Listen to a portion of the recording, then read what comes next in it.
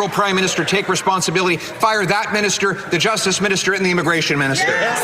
ഈ കഴിഞ്ഞ ദിവസം കാനഡയുടെ പാർലമെന്റ് മഹാസഭയിൽ പ്രതിപക്ഷ പാർട്ടികളും നിലവിലെ ലിബറൽ പാർട്ടികളും തമ്മിൽ പ്രധാനമന്ത്രിയും പ്രതിപക്ഷ നേതാക്കളും ഒക്കെ ആയിട്ട് ഭയങ്കര വാക്പോരുകളും ബഹളത്തിനും കാരണമായ ചില സംഭവങ്ങൾ ഉണ്ടായിരുന്നു. അതിൽ പ്രധാനപ്പെട്ട ഒരു വിഷയമെന്ന് പറയുന്നത് ഇന്റർനാഷണൽ സ്റ്റുഡൻസുമായി ബന്ധപ്പെട്ടുള്ള ഒരു വലിയ പ്രശ്നം തന്നെയാണ്. അതിൽ പ്രതിപക്ഷ നേതാവ് വളരെ ശക്തമായ ഭാഷയിൽ അതിനെ ചൂണ്ടിക്കാണിച്ചുകൊണ്ട് ലിബറൽ ഗവൺമെന്റിന്റെ നിലവിലെ ഇമിഗ്രേഷൻ മിനിസ്റ്ററും മുൻകാലങ്ങളിൽ ഇരുന്നതായ ഇമിഗ്രേഷൻ മിനിസ്റ്റേഴ്സും അതുമായി ബന്ധപ്പെട്ടുള്ള എല്ലാ ഓഫീസർമാരെയും പുറത്താക്കണം, അവരെ ഫയർ ചെയ്യണം എന്നുള്ള ഒരു ശക്തമായ ഭാഷയിലായിരുന്നു ഈ കഴിഞ്ഞ ദിവസം കാനഡയുടെ പാർലമെന്റ് സഭ സാക്ഷ്യം വഹിച്ചത്. ഓഡിറ്റർ ജനറൽ അവരുടെ ഇൻവെസ്റ്റിഗേഷന്റെ ഭാഗമായിട്ട്, അവരുടെ റിപ്പോർട്ടിന്റെ ഭാഗമായിട്ടാണ് അദ്ദേഹം ആ റിപ്പോർട്ടിൽ പരാമർശിച്ചിരിക്കുന്നതായിട്ടുള്ള കാര്യങ്ങൾ ചൂണ്ടിക്കാട്ടിയായിരുന്നു ലിബറൽ ഗവൺമെന്റിനെതിരെ ആഞ്ഞടിച്ചത്. അത് മറ്റൊന്നുമല്ല, ഈ കഴിഞ്ഞ കുറച്ച് വർഷങ്ങളായിട്ട് ഇവിടുത്തെ ഇന്റർനാഷണൽ സ്റ്റുഡൻസുമായി ബന്ധത്തിൽ അനേക ഇഷ്യൂസ് അതായത് ഉടലെടുത്തതിന്റെ ഭാഗമായിട്ട് അവർ ഇൻവെസ്റ്റിഗേഷൻ പ്രഖ്യാപിച്ചിരുന്നു. അങ്ങനെ 2023-24 കാലയളവിൽ 1.5 ലക്ഷത്തിലധികം ഇന്റർനാഷണൽ സ്റ്റുഡൻസ് ഫ്രോഡ് പരമായിട്ട് അല്ലെങ്കിൽ ഫ്രോഡ് സർട്ടിഫിക്കേഷൻ വെച്ച് ഈ കാനഡയിൽ ഓൾറെഡി പഠിക്കാൻ വന്നു, വർക്ക് പെർമിറ്റ് എടുത്തു എന്നുള്ള ആ ഒരു ഇൻവെസ്റ്റിഗേഷൻ റിപ്പോർട്ടാണ് ഇപ്പോൾ വെളി വരുന്നത്.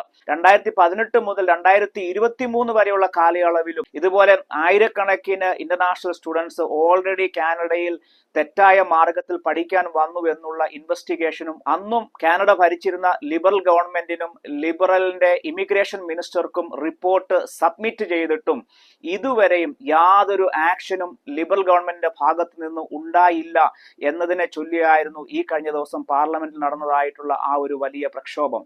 അത് പറയാൻ തന്നെ ഇവിടുത്തെ ഓഡിറ്റർ ജനറലായ കേരൻ ഹോഗൻ തന്നെ വാർത്താ സമ്മേളനം വിളിച്ചുകൂട്ടി വളരെ രൂക്ഷമായ ഭാഷയിൽ തന്നെ ഇവിടുത്തെ ഓരോ കനേഡിയൻസിനോടും ലോകത്തോടും അവർ വിളിച്ചു പറയുകയാണ്. ഏതാണ്ട് 3 വർഷം മുമ്പ് ഈ 2023-24 വരെയുള്ള ആ കാലയളവിലെ കുട്ടികളുടെ ഇത് ഇമിഗ്രേഷൻ ഡിപ്പാർട്ട്മെന്റിന് കൈമാറിയെങ്കിലും അവർ ഇപ്പോൾ ഈ വാർത്താ സമ്മേളനത്തിൽ പറഞ്ഞത് വെറും 4000 ആൾക്കാരുടെ ഇൻവെസ്റ്റിഗേഷൻ മാത്രമാണ് അവർ ആരംഭിച്ചിരിക്കുന്നത്.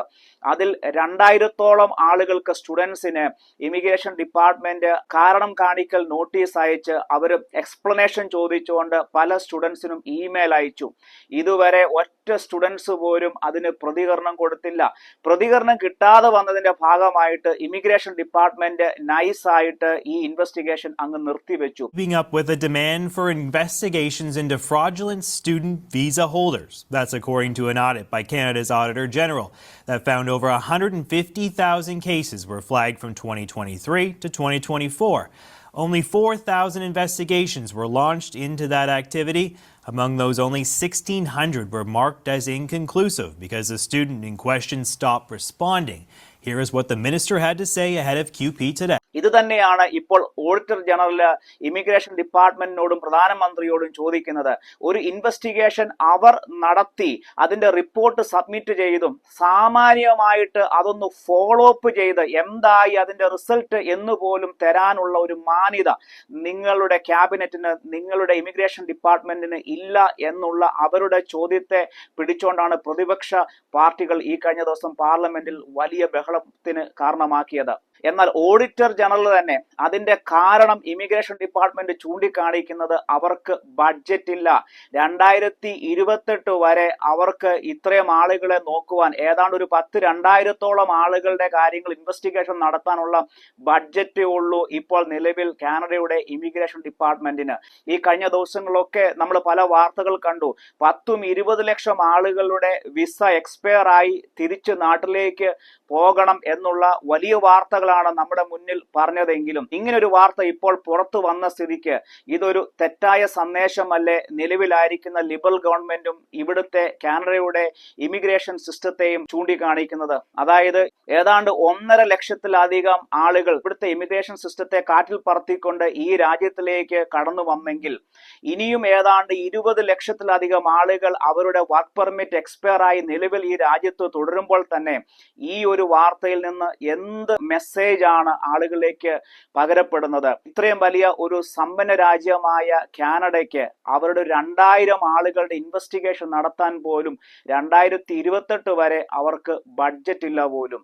ഈ ഒരു അവസ്ഥയാണ് കാനഡയുടെ ഇന്നത്തെ സ്ഥിതി എന്ന് പുറം ലോകം അറിയുമ്പോൾ തന്നെ ഇപ്പോൾ ഇവിടെ ആയിരിക്കുന്ന ലക്ഷക്കണക്കിന് ഇന്റർനാഷണൽ സ്റ്റുഡൻസ് സ്വാഭാവികമായിട്ടൊന്ന് ചിന്തിച്ചു പോകും, അങ്ങനെയാണെങ്കിൽ ഞങ്ങളിനി എന്തിനാ ഈ രാജ്യം വിട്ടു പോകുന്നത്? ഞങ്ങളെക്കാൾ മുന്നേ വന്ന എത്രയോ ലക്ഷക്കണക്കിന് ആളുകൾ അവരിന്നും ഈ രാജ്യത്ത് തുടരുകയല്ലേ? ഈ ഒരു ചോദ്യം മാത്രം നമ്മുടെ മുന്നിൽ അവശേഷിക്കുന്നു. എന്തായിരിക്കും ഈ പ്രതിപക്ഷ പാർട്ടിയുടെ ഈ ചോദ്യത്തിന് ലിബറൽ ഗവൺമെന്റിന് ഇനി എടുക്കാൻ പോകുന്ന മറുപടി? AGയുടെ റിപ്പോർട്ടിന് പോലും വെറും പുല്ലുവില കൽപ്പിച്ചുകൊണ്ടാണ് ലിബറൽ പാർട്ടി ഇപ്പോൾ മുന്നോട്ട് പോകുന്നത് എന്ന് വേണം നമുക്ക് സമ്മതിക്കാൻ. അപ്പൊ നിങ്ങൾക്ക് എല്ലാവർക്കും ഈ ഒരു വീഡിയോ ഇഷ്ടപ്പെട്ടെന്ന് വിചാരിക്കുന്നു. പുതിയൊരു വീഡിയോയുമായി പുതിയൊരു അപ്ഡേറ്റുമായി വീണ്ടും ഞാൻ നിങ്ങളുടെ മുന്നിൽ വരും. I am Sanoda Rexy Joy. Bye.